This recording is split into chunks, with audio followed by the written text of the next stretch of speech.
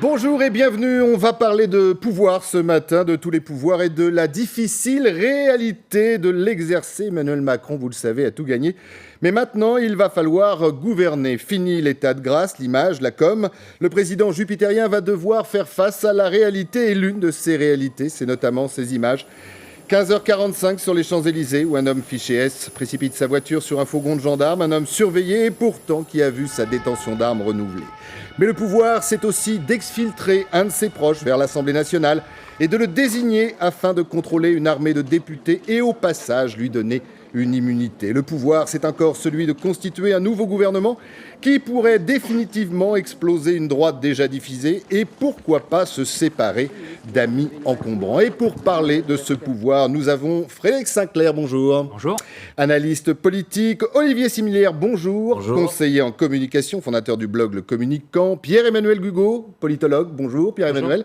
Félicitations pour votre promotion, chercheur en communication. Et Anne-Claire Reuel, bonjour Anne-Claire. Bonjour. Fondatrice du Board et enseignante en communication politique à Paris 13. Un Premier ministre en service ce matin, mesdames et messieurs. Service médiatique pour parler du futur gouvernement et surtout du cas Ferrand. Un ex-ministre, le dit Ferrand, empêtré dans une affaire immobilière, lui aussi en service commandé, pour parler de son exfiltration vers l'Assemblée. Objectif affiché, bien évidemment, occuper, certains le diront aussi, saturer le terrain médiatique. On écoute. Emmanuel Macron, surtout, a marqué la confiance qui nous unit en me proposant d'être candidat pour présider le groupe de la majorité à l'Assemblée nationale. Il n'est pas question d'immunité. Si le procureur souhaite m'entendre, il m'entendra, ça va de soi. Donc c'est la réponse. Vous demanderez la levée de votre Mais immunité. évidemment, on ne se met à l'abri de rien du tout, on se met au travail. Quand on vous donne une telle marque de confiance, que l'on vous demande d'accueillir et de vous proposer au suffrage des nouveaux députés, c'est plutôt vécu comme un grand honneur. Voilà, et la journée n'est pas finie. Après RTL et Europe 1, il y aura certainement d'autres réjouissances médiatiques. Pierre-Emmanuel, on occupe le terrain, élément de com'. Oui, tout est calculé. Oui, là complètement. L'idée, c'est effectivement d'essayer de justifier ce qui, sans justification, pourrait effectivement apparaître comme une exfiltration et qui l'est, semble-t-il. L'idée, c'est, en le mettant à l'Assemblée nationale, de faire d'une pierre deux coups.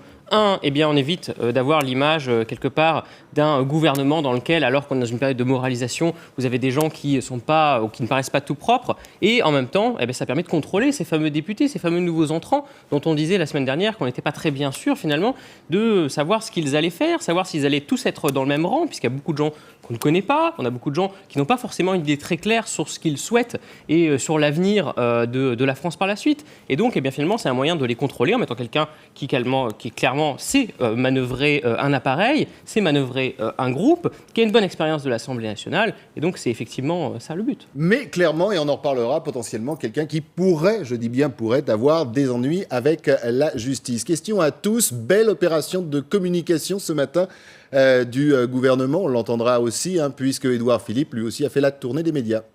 Alors moi j'aime beaucoup cette post-rationalisation de l'affaire Ferrand quand même, c'est assez formidable. Là on a dans les médias les soutiens d'Emmanuel Macron qui nous expliquent que finalement c'est le maître des horloges, regardez, il place l'homme qu'il faut au bon moment, etc. C'est quand même très habilement joué, certes, parce qu'on place un homme fort, un homme qui connaît effectivement très bien les rouages parlementaires, qui était député socialiste, donc il connaît parfaitement tout ça, qui était présent aux commissions d'investiture, donc il connaît aussi les candidats. Et un fidèle du président. Voilà, très concrètement.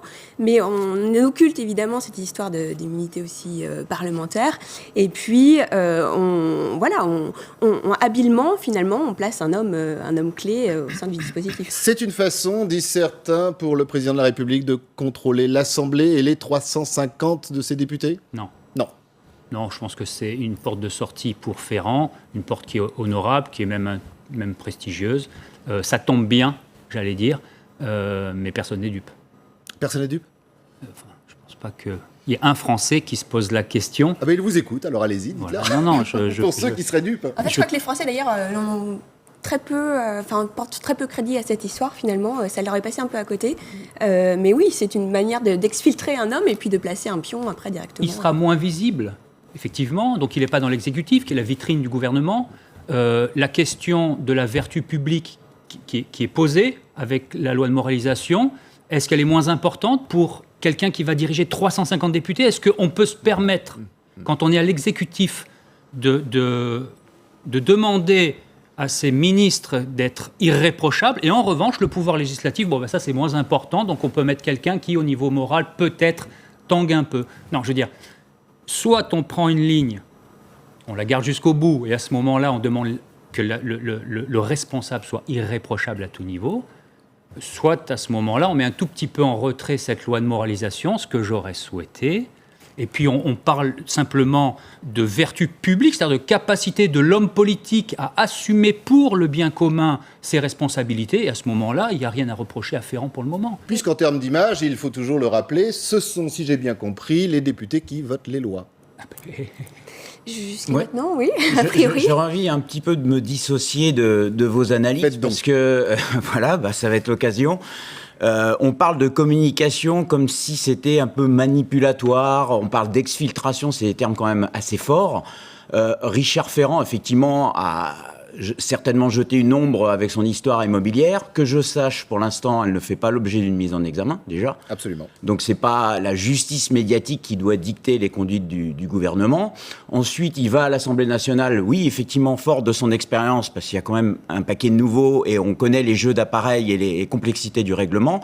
Et ensuite, un président de groupe, il n'est pas forcément nécessairement élu. Il peut être désigné tout simplement par le groupe suite à des réunions. Alors, on va y revenir. C'est intéressant ce que vous dites, puisqu'il y a aussi là un problème. Alors, je vais peut-être laisser d'ailleurs finir. C'est que normalement, un président de groupe est désigné par les députés. Et là, on a vraiment l'impression quand même que c'est le président Emmanuel Macron qui l'a désigné. Oui. Non, parce qu'a priori, il y aurait un vote, déjà.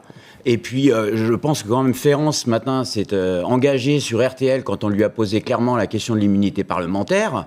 Il a répondu tout aussi clairement. Oui, je répondrai au juge et oui, je ne demanderai pas, je ne me retrancherai pas derrière l'immunité. Vous en connaissez beaucoup des politiques qui font ça? Tous. Oui, après, il faudra voir dans les faits. Même qui J'ai un souvenir notamment d'un certain François Fillon sur une affaire qui n'a Ou absolument un rien à voir. Cahuzac, par exemple. Ou un aussi. Cahuzac. Alors, ce qui est intéressant, c'est que si je vous suis, on peut croire que 350 députés, dont, j'en sais rien, 200 ou 210 sont nouveaux, iraient à l'encontre de la volonté du président. Ça me paraît peu probable, hein. Franchement, ça me paraît très peu probable. Ça se faisait dans certains autres partis, notamment au Parti Socialiste, où le parti adorait, en tout cas les députés de la majorité, adoraient dézinguer le candidat qui paraissait être à la fois soutenu à l'époque par François Mitterrand ou par d'autres. Là, ça me paraît peu probable, parce que déjà, ils doivent tout, pour le moment, à Emmanuel Macron. Après, qu'il y ait des individualités qui ressortent au cours des 5 années du quinquennat, c'est possible, c'est tout à fait possible, notamment parmi des classiques. Mais là, ça paraît peu probable parce que pour le moment, ils lui doivent tout. Pour le moment, ils n'ont peu de connaissances et finalement, ils vont aller dans le sens de ce que veut le président. Alors, vous le savez, dans la médiasphère, on aime l'image, on aime le son, bien évidemment, les éléments de langage. Et pour le cas Ferrand, rien de mieux que d'écouter le porte-parole du gouvernement, Monsieur Christophe Castaner. Un ministre, c'est facilement remplaçable. Mais alors sur la question de démissionner, la question ne s'est pas posée. Donc évidemment, ce sujet n'a pas été abordé en Conseil des ministres, tout simplement parce que la probité du ministre n'est en rien remise en cause. Ça tombe mal parce que ça crée la suspicion dans un contexte de suspicion. Et je ne veux pas être langue de bois sur ce sujet. Et il ne saurait donc aujourd'hui être question de il ne saurait donc être question de sa démission. Le président de la République s'est interrogé aussi. Et donc le choix de Richard Ferrand, c'est un choix de confiance. Tous les parlementaires savent qui est Richard Ferrand. Tous savent qu'il a porté le mouvement En Marche. Et donc, quelque part, il a une légitimité forte. Et il aura demain une autorité forte. Il y a autour de cette table des communicants. C'est beau quand même ça. Encore une fois, on voit à quel point on sombre dans le ridicule dès qu'on essaie de croiser moralisation et politique. Il y a un moment où il faut qu'on cesse. On cesse quoi, la politique ou la moralisation? La moralisation, c'est Berkoff serait là et vous dirait c'est de la moraline. Donc honnêtement, on en est là. On comprend bien qu'il y a un souci au niveau de l'éthique privée, mais la vraie question, c'est celle de l'éthique publique. On n'a rien à reprocher en termes politiques à M. Ferrand. Il fait bien son boulot. Pour le moment, en termes judiciaires. Et en termes judiciaires, exactement. C'était le cas pour Fillon également pendant la campagne. Je pense qu'on doit cesser maintenant cette espèce d'accusation, de critique anti-élite. Finalement, là, aujourd'hui, qu'est-ce qu'on a? On a un Emmanuel Macron qui souffre de son populisme, de la façon dont il a instrumentalisé la société civile en disant « la vertu est là dans le peuple, je vais la faire monter au pouvoir » parce que le politique n'est pas capable de cette vertu-là. En revanche, moi, les politiques que je vais prendre autour de moi, ce seront des gens vertueux. Et donc, je commence par une loi de moralisation. Et il se prend les pieds dans le tapis avec l'affaire Ferrand. Et surtout que ça ouvre la boîte de Pandore, parce que quid de Bayrou maintenant ? Eh bien, écoutez, on va en parler. Le Premier ministre va en parler dans quelques instants de Bayrou. Mais on va revenir avec le Premier ministre toujours. Lui aussi, ce matin, était en représentation médiatique. Et on va parler, bien évidemment, du cas Richard Ferrand. Après discussion avec le chef du gouvernement et le président de la République, il a considéré qu'il y avait une responsabilité extrêmement politique, assez délicate d'ailleurs, au sein de l'Assemblée nationale, dans laquelle il pouvait œuvrer et réussir. Donc Richard Ferrand va se consacrer à cette mission, qui est une mission importante, qui est une mission qui le mettra d'ailleurs en contact régulier avec le gouvernement et avec le chef du gouvernement, et c'est très bien ainsi. C'est très bien ainsi. Une petite analyse quand même des propos du Premier ministre ? Le Premier ministre, il va dans le sens de ce qui a été décidé par le Président. Mais moi, je voudrais revenir sur ce qui a été dit. Personnellement, ça me paraît quand même assez grave. Qu'est-ce qui sape la démocratie ? Pourquoi est-ce qu'il y a quand même qu'une quarantaine de % de personnes qui sont allées voter dimanche dernier ? C'est aussi parce qu'il y a ce ras-le-bol à l'égard des politiques, et notamment de toutes ces affaires de corruption et autres qui gangrène quand même la vie politique. Si le Front National est aussi haut, c'est entre autres à cause de ça. C'est pas la seule explication, mais c'est entre autres à cause de ça. Et donc, finalement, cette loi de moralisation, elle me paraît quand même nécessaire parce que, quelque part, c'est quelque chose qui est voulu depuis très longtemps. Les affaires, on en connaît maintenant depuis une quarantaine d'années. Ça a commencé véritablement dans les années 80 et depuis, même avant, mais ça a vraiment augmenté à ce moment-là. Et depuis, ça ne cesse plus. Et donc, ça sape finalement tout crédit de la parole politique. Donc, je crois au contraire qu'un retour à une certaine vertu, c'est quelque chose qui est salvateur et qui est véritablement nécessaire. Non, on confond vertu privée et vertu publique. Concrètement, l'histoire de France montre que ce n'est pas les gens les plus vertueux dans leur vie privée qui ont accompli le plus pour le pays, si on demande à un homme politique principalement. Le général de Gaulle, par exemple, ça me paraît quand même... Non, j'ai pas dit que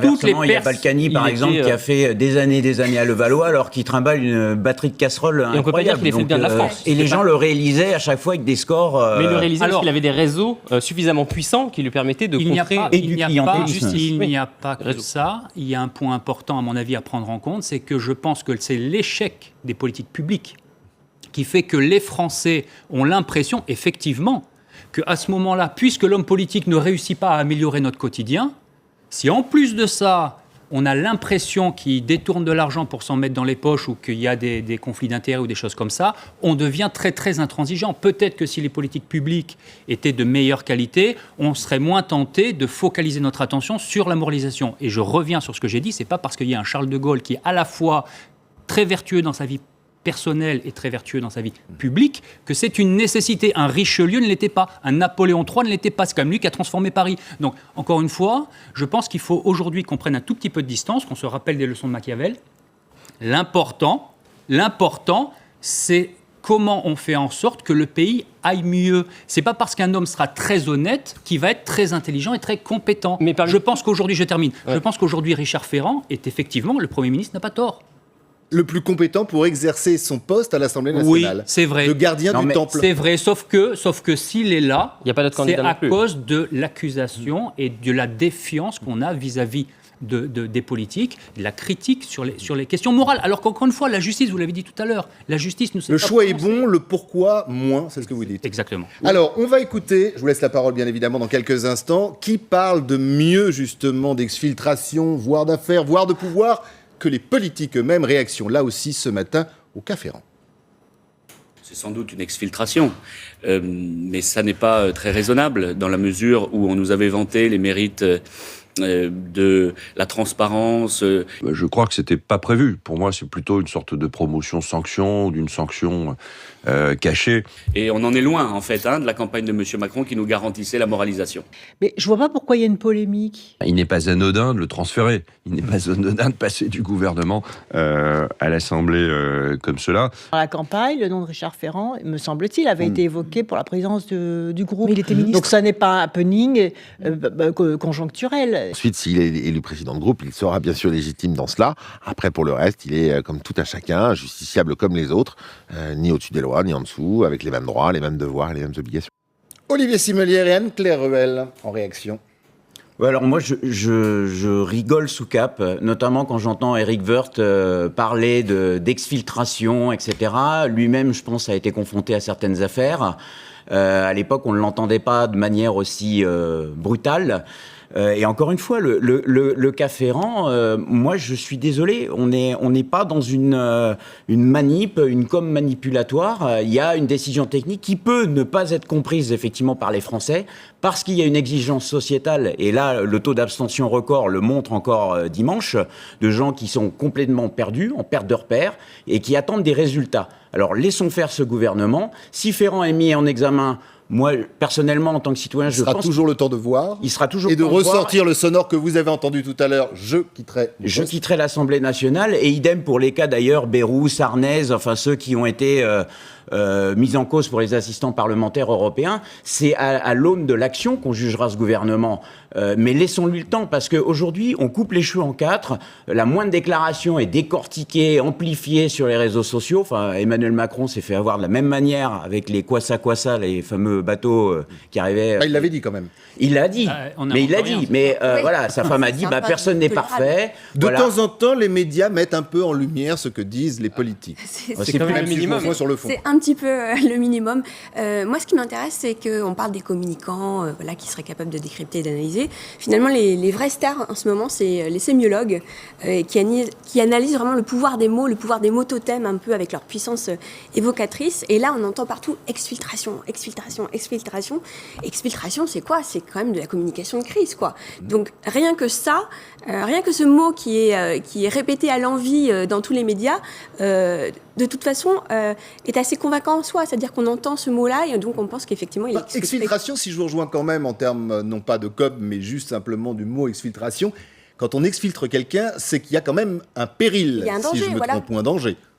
Ceci dit, il est là le danger. Encore une fois, la première loi, c'est une loi de moralisation.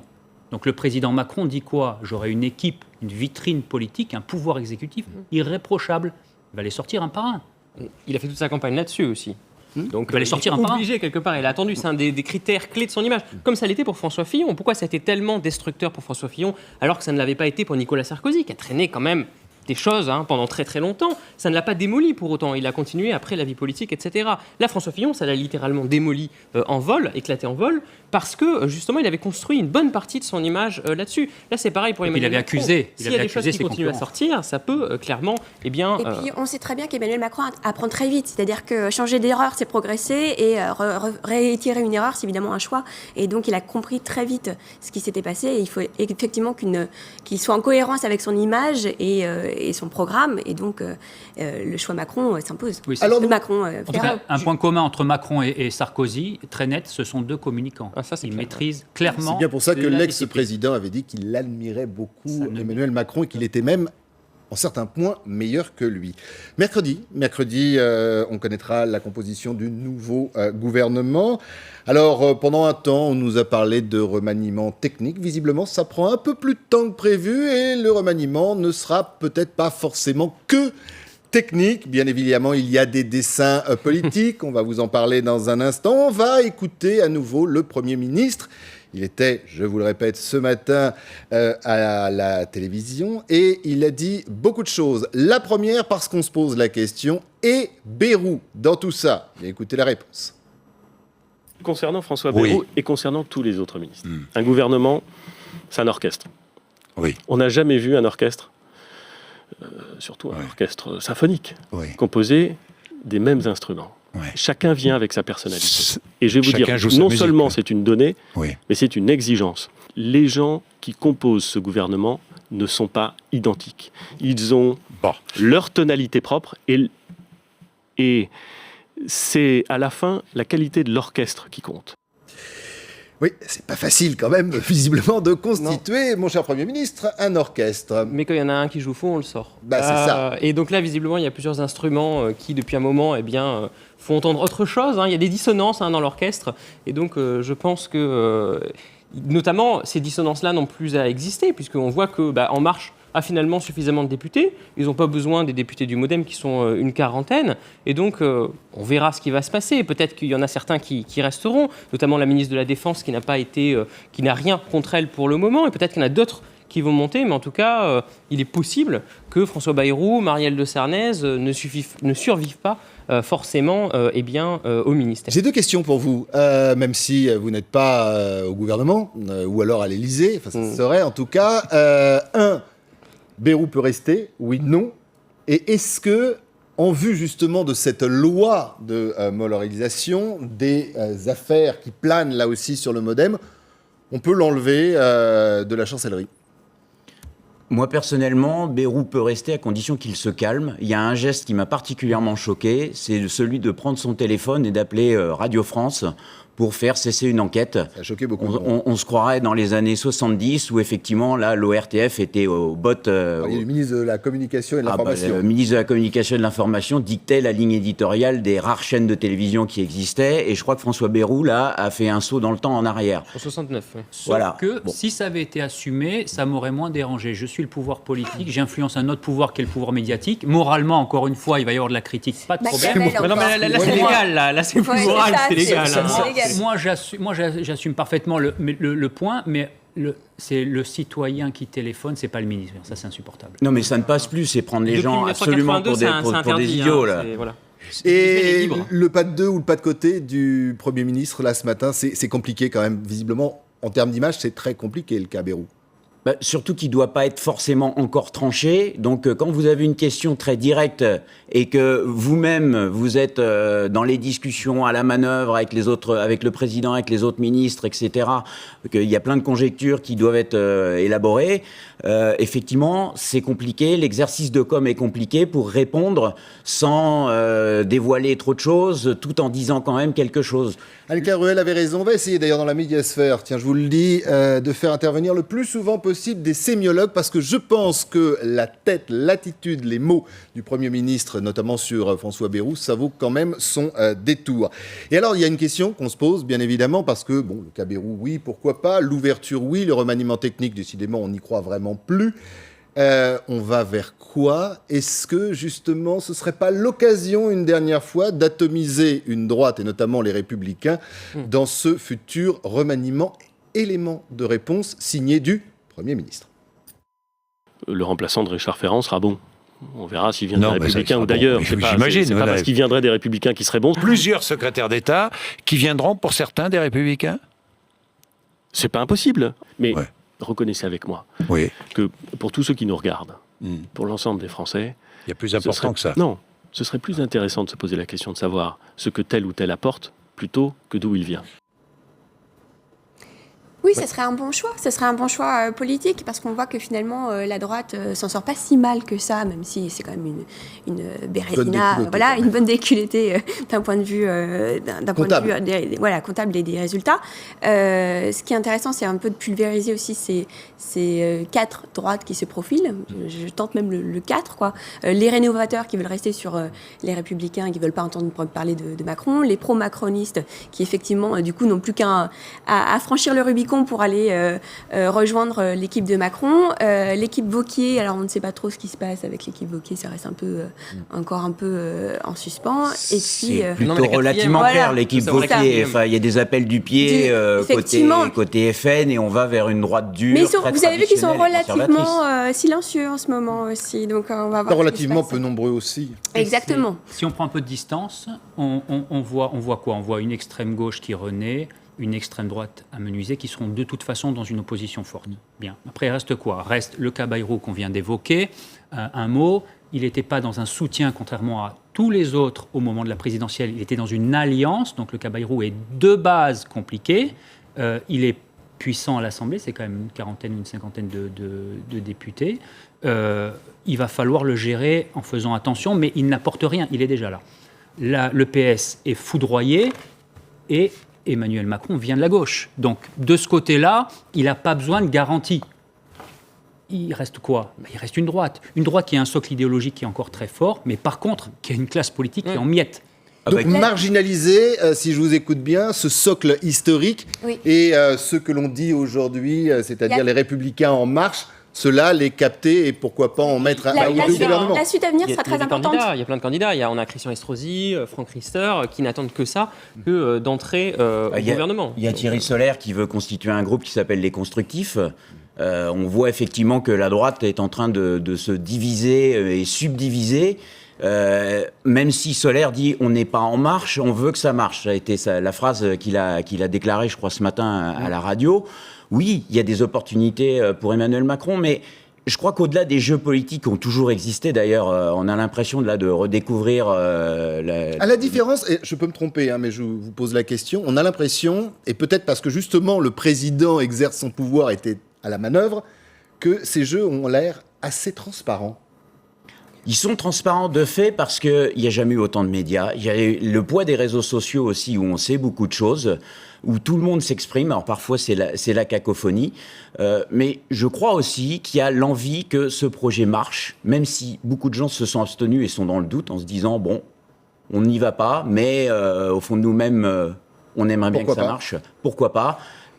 Et on sait en plus que l'enjeu est énorme parce que si le gouvernement se plante en 2022, les données risquent d'être... Et que le gouvernement et que le président de la République a les pleins pouvoirs. Et là aussi, en termes d'image, l'impact sera important. En termes strictement politiques, qu'est-ce qu'a fait Emmanuel Macron ? Il a fractionné la gauche. Il a laissé la gauche radicale au PS Hamon, qui s'est planté, donc récupéré par Mélenchon, et il a pris cette nouvelle gauche. Alors il y avait le choix entre une social-démocratie ou un social-libéralisme.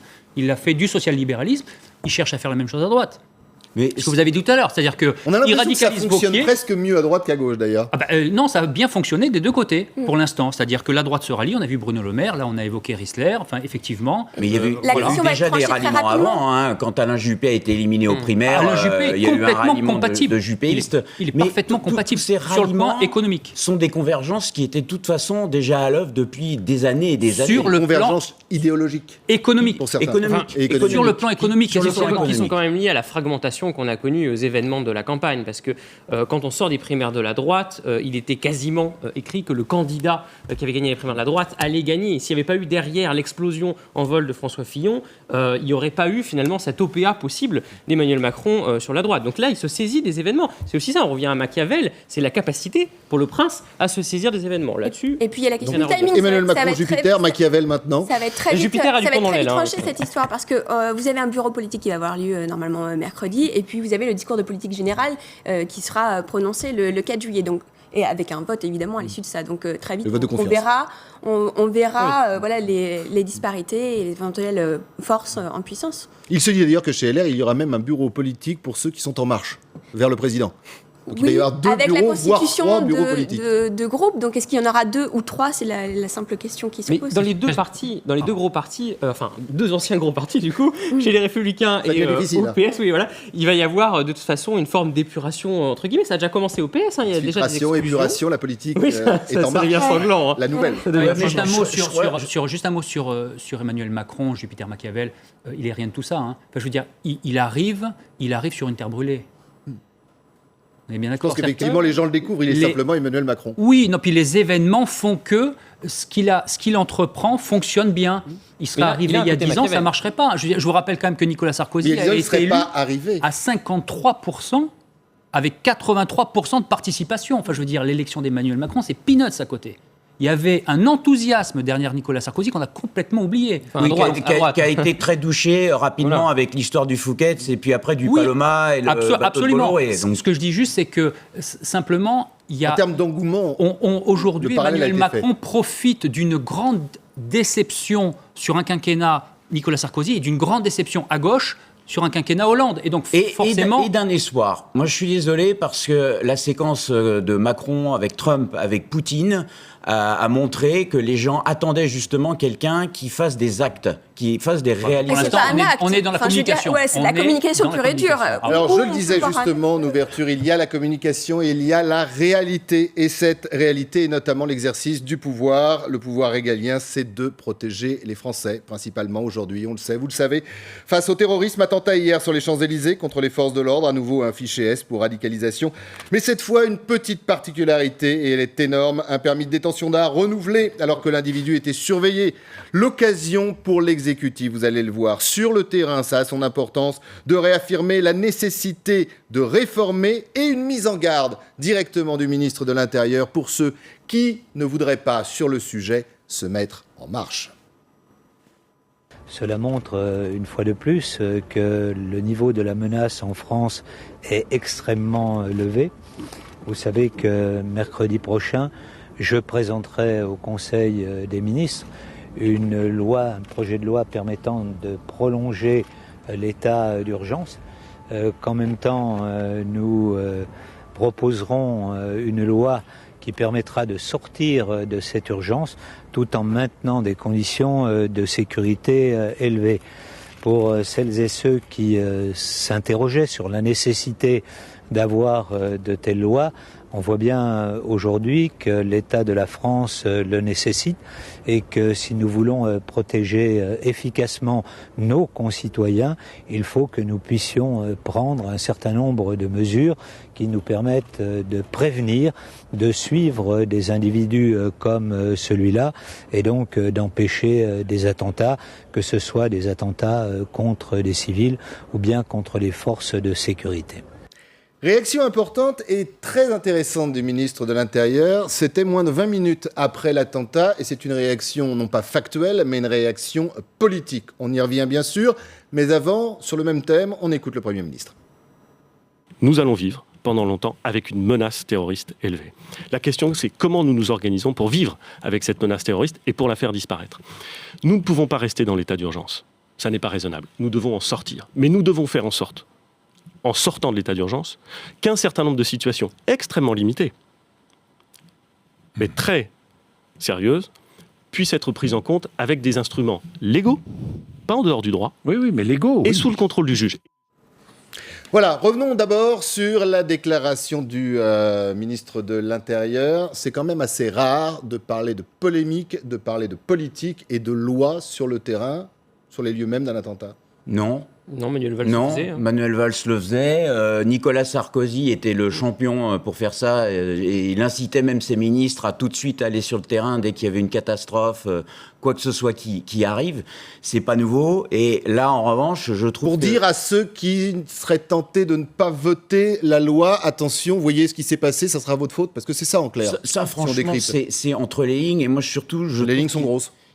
Alors peut-être qu'elles sont grosses, moi je trouve surtout qu'il est à côté de la plaque sur la réponse et qui est la question aujourd'hui qui agite tout le monde. Comment un fichier S peut se retrouver avec une autorisation légale de détention d'armes? Ça, vous c'est voulez la question une réponse de tout le monde.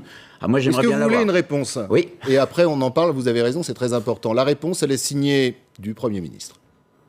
Personne ne peut se satisfaire, et certainement pas moi, de ce que quelqu'un qui fait l'objet d'un signalement puisse continuer à bénéficier de cette autorisation.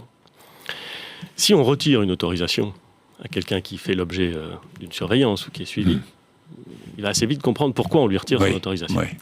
Je ne dis pas que c'est infondé, je dis juste que c'est une décision qui est difficile à prendre à un moment donné. Voilà, si je puis me permettre, dans ce cas-là, il faut effectivement surveiller 24/24 l'individu et on sait que c'est pas possible. Moi, je trouve quand même que sur la forme, il y a chez ce Premier ministre un côté un peu langue de bois, prince de la langue de bois. En fait. Non. Si. Donc, il a effectivement une capacité comme ça à enrober les choses, mais avec son ton toujours très calme, son côté. Et moi, finalement, ce que j'attends, c'est le moment où finalement Emmanuel Macron va être obligé de sortir du bois. Parce que, quand même, à un moment donné, ça va tanguer tellement. Là, on sent qu'il est dans sa tanière, il ne bouge pas, il attend, il essaie de jouer justement au président Jupiter, il attend de voir comment tout ça fonctionne. Et puis, finalement, il y aura un moment donné où ça va aller tellement loin. Alors, je ne parle pas spécialement des attentats, même si là-dessus, en tant que président, il aura à réagir de toute façon. Mais je parle plus généralement, face aux crises, face aux différentes affaires. Le moment où il va devoir aller sortir, il va devoir aller gérer lui-même la crise. Après, sur le fond, là, sur la question, effectivement, du terrorisme, là, on voit que quelque part, il cherche des branches auxquelles se rattacher, parce que finalement, il n'a pas de réelle justification donnée. Il y a eu un couac policier, ils n'osent pas l'avouer, ils essayent de se servir de ça pour dire, finalement, mais alors, voilà. vous communicant, vous savez qu'en général, et on a malheureusement déjà eu des exemples avec d'autres présidents, d'autres ministres de l'Intérieur, d'autres premiers ministres, quand on n'avoue pas ce genre de choses, ça tient jamais très longtemps. Et vous aviez raison de le souligner tout à l'heure. Mais clairement, de toute façon, c'est même de la communication de crise en règle générale. Ça s'applique aussi pour les entreprises. Si vous ne commencez pas à au moins essayer de donner quelques éléments d'explication, on n'est peut-être pas forcément en possession de 100% de l'explication du bug, évidemment, parce que ce bug-là, il remonte probablement à plus longtemps. Si ce type-là continuait à trimballer des armes tout en étant fichier S, c'est pas apparu comme ça soudainement. Mais En effet, commencer à vouloir tourner autour du pot et essayer de noyer un peu les choses sous l'aspect état d'urgence en évacuant la polémique, c'est pas le meilleur moyen d'assurer la confiance. Parce que ce qui pose effectivement le problème, c'est le renouvellement de sa détention d'armes alors qu'il était fiché S et surveillé par les renseignements. Il y a tout qui pose problème parce que je peux me tromper, mais je crois que dans la loi du 3 avril 1955, donc de l'état d'urgence, il y a l'autorisation de désarmer sans condition n'importe quelle personne à partir du moment où on a délimité une zone, et aujourd'hui cette zone-là, c'est l'ensemble du territoire métropolitain. À l'intérieur de ce territoire-là, c'est bien ça qui pose problème dans l'état d'urgence, c'est-à-dire Vous ne croyez pas la version « oui, mais si jamais on lui enlève son autorisation, il va comprendre qu'il est surveillé ». Ça n'a pas changé grand-chose. Hier, il a quand même jeté sa voiture une explication sur un fourgon de gendarme. Non, mais ça tient pas une seconde. Oui, ça, on se croira au pays de oui, là... Ça tient pas une seconde. De toute façon, ils savent qu'ils sont déjà surveillés. Il y a aujourd'hui, je pense qu'on a aujourd'hui des contraintes effectivement légales. On a sur cette question de l'état d'urgence, il y a un certain nombre de questionnements profonds, philosophiques par rapport à la liberté de l'individu qui se posent. Mais dans un cas comme celui-là et comme dans d'autres, je pense qu'on a simplement un train de retard, en fait. On a un manque de pugnacité. Et puis, Coulon hérite d'une situation où l'état d'urgence était un peu un symbole de la lutte anti-terroriste. Donc, c'était limite une espèce allez, je vais le dire, une espèce d'instrument de communication tellement douteux pour gérer justement ce terrorisme. Là, avec la loi proposée... Oui, ce que certains disent d'ailleurs, un état d'urgence permanent. Exactement. Donc Coulon, sa proposition, c'est quand même un peu de la communication. La fin de la communication, certes, mais il commence à aborder le sujet. Ça va être traité en Conseil des ministres, et puis après, il fera le SAV là-dessus. On parle quand même d'inscrire dans le droit des mesures de droit commun, des mesures d'exception. Donc c'est quand même pas rien. Effectivement, je vous rejoins sur cette idée d'état d'urgence. Qu'est-ce qu'on fait de nos libertés individuelles versus la sécurité? C'est toujours pas tranché. Alors on peut parler à l'infini de président jupitérien, mais c'est ça les vraies questions en fait aujourd'hui. C'est ça les vraies questions. Pouvoir gagner aujourd'hui, la réalité dont on parlait, c'est effectivement ça. Est-ce que c'est pas un ministre de l'Intérieur de parler de fond, et cette question de surveillance est une question de fond, avant de parler de politique sur le terrain? Alors je pense qu'il y aura une nouvelle séquence de toute manière qui va s'ouvrir une fois que le nouveau gouvernement sera nommé. Là, il y aura clairement, en principe, un gouvernement qui aura plus les mains libres, qui pourra plus être dans l'action. Jusqu'à présent, on était quand même dans la gestion des législatives. Allait-on avoir une majorité ou pas? Allait-on devoir se passer du modem ou pas? Enfin, c'était des questions que le gouvernement actuel se posait. Aujourd'hui, on a les réponses. Maintenant, à eux de passer aux actes. Et effectivement de sortir de la communication, d'aborder ces questions d'état d'urgence. Et la communication ne fera pas tout en matière de terrorisme, et notamment sur ce point qui aujourd'hui pose problème de surveillance, de détention d'armes d'un individu fiché. Il faut penser en politique et agir en communiquant, mais évidemment que la communication ne doit pas prendre le pas sur la politique. Non, elle vient accompagner, elle vient expliquer une action. C'est vrai que la communication a très mauvaise réputation. Généralement, on passe pour des enfumeurs, pour des menteurs, Pas du tout. On habille le décor. Bon, je suis ancien journaliste, donc je connais les deux bords, donc je sais ce qu'on pense des uns des autres. Mais si on pratique une communication honnête, ouverte, elle est aussi là pour expliquer une action. Et regardez ce qui se passait en Angleterre. Les Anglais se targuaient de dépenser le plus d'argent pour mettre les moyens et justement éradiquer le terrorisme. Et malheureusement, vous avez vu je vous rejoins, vous avez vu les dernières images de Theresa May, pourchassée par la population lors d'une visite et obligée avec son service de sécurité de repartir dardard. Ça pourrait aussi arriver, même en France. Oui, puis c'est pas, encore une fois, c'est pas ça qui pose problème. C'est pas l'acte terroriste. Les Français ont compris ce que dit Édouard Philippe. Je pense que ça a été acté par toute la population. Je pense que les Français savent que nous sommes en guerre et que la guerre va durer longtemps. Absolument. N'existe pas. Le problème, c'est ce que vous avez souligné, Christophe, tout à l'heure, c'est comment ça se fait qu'un fichier S a un renouvellement de détention d'armes. Ce qui est impensable. Puis encore une fois, il avait pas un 7,65 qui datait de 35 ans. Je veux dire, il avait un Glock, il avait un Glock de Kalachnikov et un bon stock de munitions. C'est quand même pas rien. Donc, et ça ne sert pas pour aller dans un stand de tir, du moins les Kalachnikov. Exactement. Si vous permettez, je voudrais revenir, et là vous allez pouvoir vous amuser, sur une image, sur une victoire. Je cite cette victoire, je cite l'intéressé, étroite mais nette. Voilà, on va essayer de décortiquer, ça c'est un élément de communication, une victoire contestée quand même. On va y revenir en images et en son, car il y a matière à analyse et interprétation. C'est parti. Il y a eu hier une élection, Elle est étroite, mais elle est en même temps nette. Ceux qui la contestent ont des moyens juridiques de faire des recours, et c'est le Conseil constitutionnel qui décide si le recours est accepté. Pour le reste, moi je m'en tiens au droit, nous sommes un État de droit, il y a le code électoral. Comment pouvez-vous même vous mettre en cause l'élection d'un parlementaire? Il y a d'autres élections, je crois hier soir, je n'ai pas tout regardé, où ça se joue à une poignée de voix, à 8 voix. Vous leur posez cette question? On ne les voit pas ici ce matin, par exemple. Et moi c'est normal, je viens, et ils viendront, je n'en doute pas un seul instant. Donc hier, j'ai été élu, et je siège à l'Assemblée nationale. Et s'il y a des recours, on a le droit de déposer des recours dans notre pays. Est-ce la chaleur ou la canicule? C'est la question, mais Manuel Valls semble passablement énervé. Il joue la carte de la légitimité. Je suis le candidat élu, je suis légitime, je suis là. Et je me précipite à l'Assemblée. Il ne veut pas laisser le doute s'immiscer. Donc Exactement. c'est de l'image, c'est complètement de l'image. D'ailleurs, c'est intéressant. Moi, j'ai regardé son compte Twitter et son compte Facebook. Et on a inscrit tout de suite le député de l'Essonne. Et puis, il se fait troller, évidemment, sur sa page Facebook. Mais dans ce cas-là, est-ce qu'il ne faut pas avoir un visage ouvert et détendu? Parce que là, c'est pas le cas. Mais je pense que clairement, plus que le message qui finalement est entendable de Manuel Valls, quoi qu'on en pense, c'est la posture qu'il adopte. Mais bon, s'il fait du Manuel Valls, c'est pas la première fois où il est hyper tendu et prêt à rentrer dedans. Il n'est pas le seul d'ailleurs. Il y en a un autre qui s'appelle Jean-Luc Mélenchon qui dézingue à tout va. Bon, pour l'instant, ça lui réussit, mais ils sont pas dans la même position. Voilà, ils sont pas dans la même position. Lui, il est dans l'opposition systématique et permanente. Manuel Valls, c'est simplement sa posture qu'il dessert, parce que sur le fond, il explique quelque chose qui est tout à fait intelligible.